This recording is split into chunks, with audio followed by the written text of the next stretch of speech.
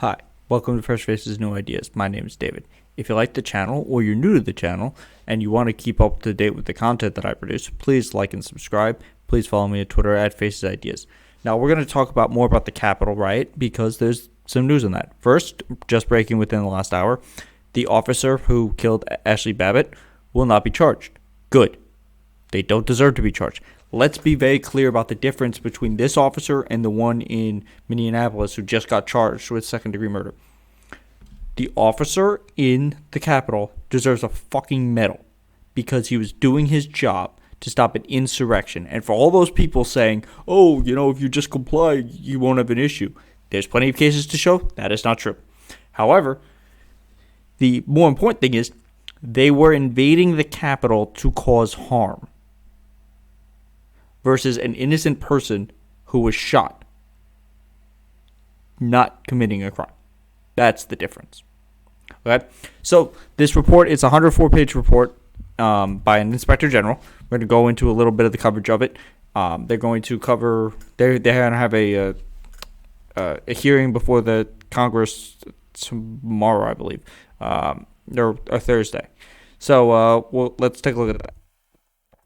So in this 104-page document, Michael A. Bolton criticized the way the Capitol Police prepared for and responded to the mob violence of January 6th. And it'll be subject to a Capitol hearing on Thursday. Found the agency's leaders prepared to adequately prepare despite explicit warning that pro-Trump extremists posed a threat to law enforcement and civilians, and the police used defective protective equipment. We'll go to that in the CNN article.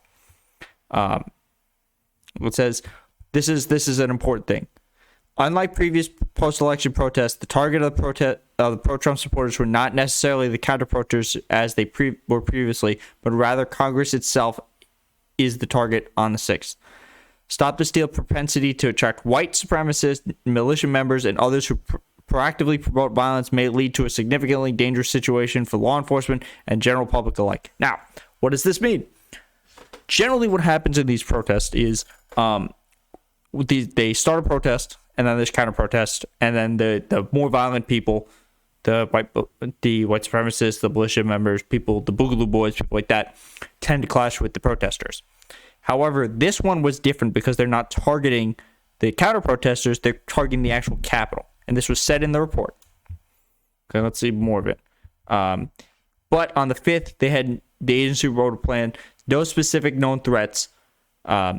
And they said the likelihood of violence was improbable. This is absurd. And then this article goes in to say that less lethal weapons like stun grenades were not used. Now let's remember, because this is something I've actually had a conversation with people, but they try to argue that the January 6th insurrection is the same thing that happened as the BLM protest, where they tear gassed the peaceful protesters. They're saying this is the same things, which is just patently untrue.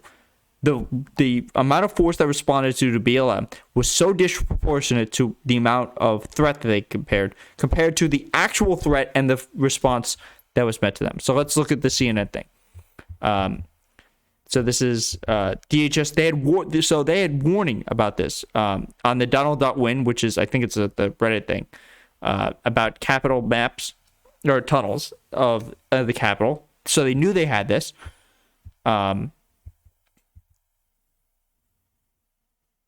And then they also said that some of their shields broke. So let me see if I can find that exact quote.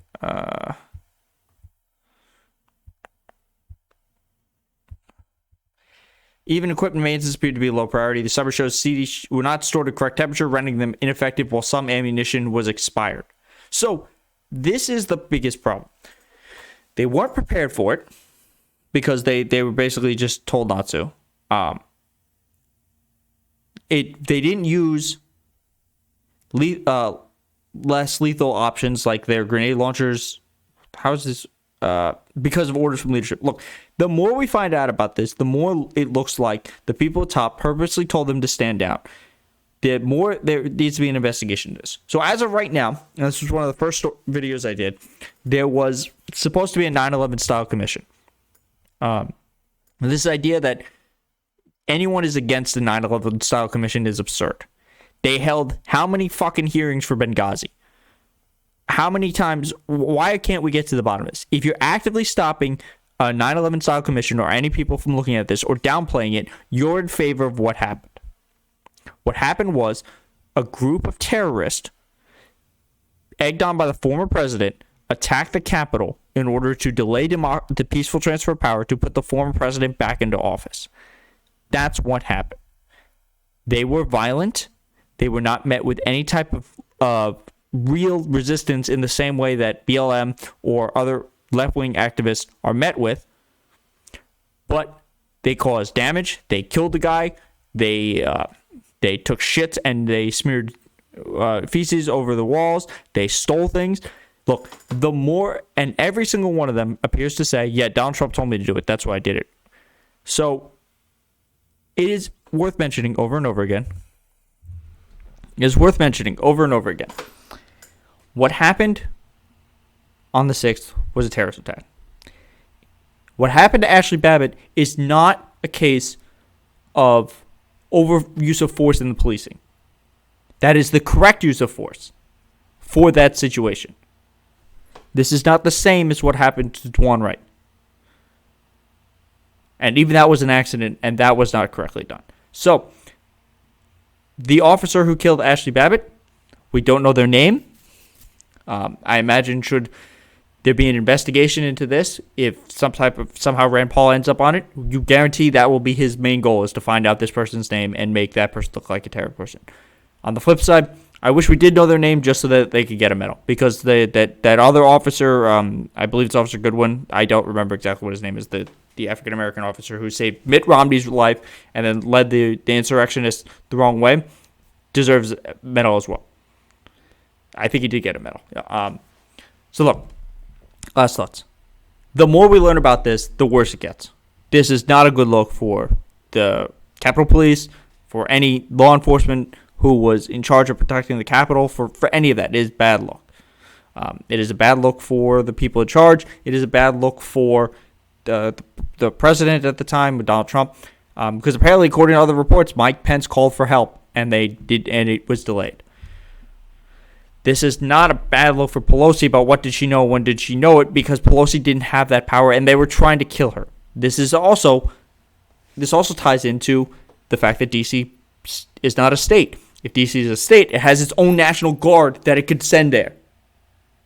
So, making D.C. a state is a national security risk. Therefore, if you are against the statehood of D.C., you are for terrorism, and you are against the national security of America.